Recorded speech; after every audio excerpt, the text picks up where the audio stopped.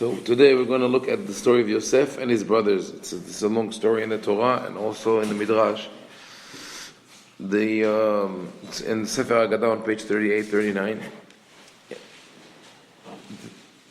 When we look at the Torah, what the Torah says about what happened between Yosef and his brothers, that after Yaakov settled down in Canaan, it says, ויוסף בן 17 שנה היה רועה את אחיו בצאן והוא נער את בני בלהה ואת בני זלפה נשי אביו ויבא יוסף את דיבתם רעה אל אביהם. That Yosef used to assist his brothers when they did their duty as shepherds, and mostly he was with the sons of the maidservants Bilhah and Zilpah, but he would bring stories dibatam ra'a el avim, would tell stories about them, always complaining, or we don't know if he did it with it seems like he did not do it with bad intention, but just as naturally always telling everything that was going on, that not always his father was pleased. This is the pshat of the pasuk. This is according to what we read in the Torah. The rabbis say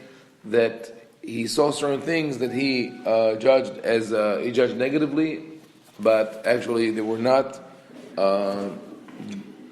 forbidden, and he should have asked them before that. This is in a way trying to defend the other brothers, to say that they did nothing wrong.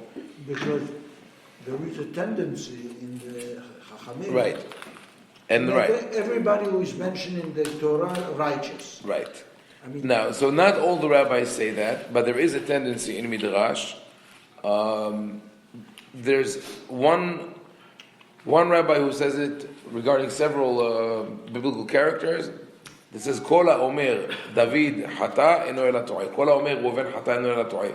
Whomever says that David sinned is mistaken. Whomever said that Reuven sinned is mistaken. This is Rabbi Shmuel bar Nachmani. Why does he say it about David? Right, David and Bathsheba. Why does he say eno ela to'eh? Yeah. How does he justify the act of David? How? No, we'll get there. We'll get there when we get in time. But of course, it was a problem for the rabbis to admit that David HaMelech kidnapped and violated a woman, even though it says clearly in the Tanakh that he did that. Even though the prophet comes and rebukes him for that, and even though in Tehillim and God punishes him, and in Tehillim he says, he says, I am aware of my sin. With Reuven, it's even more complicated, because Reuven, it says clearly in the Torah, Reuven, after his mother, after Rachel died, Reuven slept with his stepmother, or with his half mother, which is Yaakov's maidservant. So the rabbis also cover up for him. They say, no, God forbid, he did not sleep with her. He just moved his father's bed from Rachel's tent to Leah's tent. That's what they say. The Torah says that Reuven went and slept with Bilhah. The rabbis explain that Rachel was the first wife, or the most beloved wife of Yaakov, so he always had his bed in her tent. And after he died, he took his bed from her tent and he put it in her maidservant Bilhah's tent. And Reuven wanted to protest and to defend his mother's honor, so he took Yaakov's bed out of the maidservant's tent and put it in Leah's tent. So all this is done in order to protect Reuven's dignity and to not say that he slept with his stepmother. But the truth is, it doesn't work with the text, because we know from other places that Yaakov had his own tent. And if he wanted to be with one, there was no beds that you remove from one bed to another. If he wants to go and sleep in one of the tents of one of his wives, he will go there. Right. And that's one thing. The other thing is that... but the other thing is that what Reuven did was a common thing to do in the time of the Tanakh, that to reclaim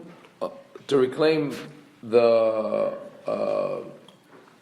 status of a leader, of a successor, one sleeps with the king's wife, sort of. This is what Avshalom did when he slept with David's wife, when he rebelled against him. But that's what the Torah says. Torah says that Yosef was telling stories with his brothers. It also says that Yaakov gave him preferential treatment, right? V'Yaakov ahav et Yosef mikol banav v'asa lo ketoret pasim. When he says he loved him more than everyone else, it means that it showed. It wasn't just the robe that he made for him. Even though the Midrash and Rashi quotes that, they say le'olam ale shani adam beno ben abanim. Never give one of the children the feeling that he's better or she's better than others. שבשביל משקל שנס אלוהים בלט שהוסיף יעקב לבנו נתגלגלו הדברים וירדו ישראל למצרים. It says, what was the big difference between all the other children's clothes and his clothes? By a couple dollars, like שני סלעים. He could have avoided all that. But the truth is, it was not just, that was just the tip of the straw that broke the camel's back. Right. But in reality, the brothers could feel it, that Yaakov cares much more about Yosef because he's the son of his beloved wife Rachel than he cares about all the others. How do we know that? Because much, much later, it's all in flashbacks in the Torah. Much, much later, when Yehuda speaks of what happened, he says, we went back to my father and we wanted to bring Binyamin to Egypt, and he said, Atem yeda'atem ki shenaim yalda li ishti. He says, my father told us, you know that my wife bore me 2 children. What do you mean my wife? Like 1 wife, 2 children. He had 4 wives and 13 children. But when they all felt that for him there's only 1 wife, only 2 children, Yosef and Binyamin.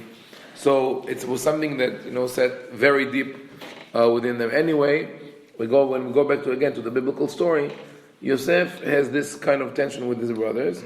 But not only that, he also has dreams that constantly cast him as the ruler, as the king among the brothers. The first dream is when he sees all the sheaves bowing down to him, and in the second dream, it's even more powerful and explicit, because he sees the sun, the moon, and 11 stars bowing down to him. So he sees them in a position of power, but he is above all them. And the amazing thing is that even though he told them the first dream and they got upset with him, he tells them the second dream, meaning that he has a difficulty reading their emotions. And part of it is because he's a teenager. And teenagers at that age, 16, especially boys, 16 to 18, around that time, is a time where the boundaries between logic and emotion are not so clear. They get mixed up, and boys in general are not very good in reading emotions and interpreting social cues. So he doesn't get it, and he keeps telling them that. So now let's look what the Midrash says. Yosef ben 17 שנה והוא נער, שהיה עושה מעשה נערות ממשמש בעיניו מתעלה בעקבו מתקן בשערו. That Yosef behaved as a teenager, taking care of himself. He was a handsome boy, so he kept grooming himself. Later on, the Midrash will say that he was punished for that Potiphar's wife wanted to assault him. וישראל אהב את יוסף מכל בניו, שהיה זיו עיקונין שלו דומה לו. Here we find an interesting wordplay of the Midrash. The Torah says Israel loved Yosef of all his children because he was his ben zekunim, the son of his old age, which means the son that was born to him when he was old. But the Midrash takes the word zekunim and breaks it into 2 words, ziv ikonin, the glow or the shine of his icon.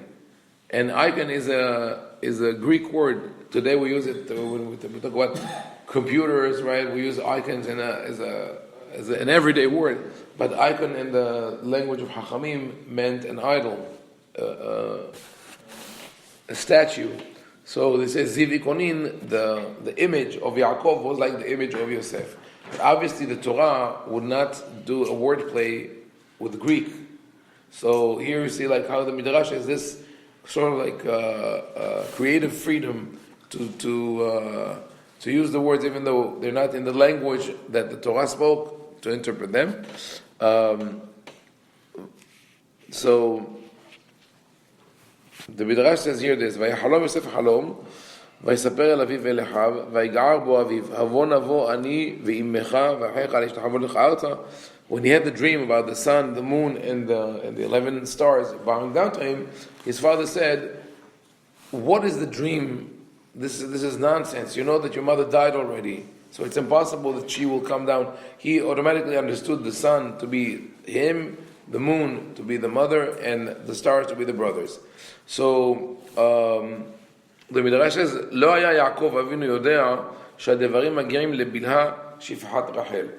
Yaakov did not realize that the dream was referring, or in Yosef's mind, he was thinking of Bilha, the maidservant of Rachel, who became his second mother after his mother died. But also, we hear here, as sort of a certain rebuke, Yaakov should have told his son, the problem is not that your mother cannot be in the dream, right? The problem is that you're saying that you're going to be king over all your brothers. It's not the right thing to do. But Aviv shamar et hadavar. But his father kept it in mind because he was waiting to see what is going to happen. Still, we'll see that the Midrash here rebukes Yaakov for failing to understand how deep was the tension between the brothers, and that they say it on the Midrash says it on the next pasuk. ויאמר ישראל אל יוסף הלא אחיך רועים בשכם לך ושלחך עליהם. Yaakov told Yosef, your brothers are with the flocks in Shechem. I want you to go and check on them to see how they're doing. What was Yaakov's intention? Maybe he thought that by letting them spend time together, by going to bond, this is what modern educators would say. Or it was just a practical reason. There was no other person to send, and he sent him, and if they had troubles, a lot of times parents say, deal with it. How bad, so you're going to fight? Fine. With younger children we see it all the time. When you try as a parent to intervene, and when they're fighting, you end up being the bad guy. Both sides are upset at you.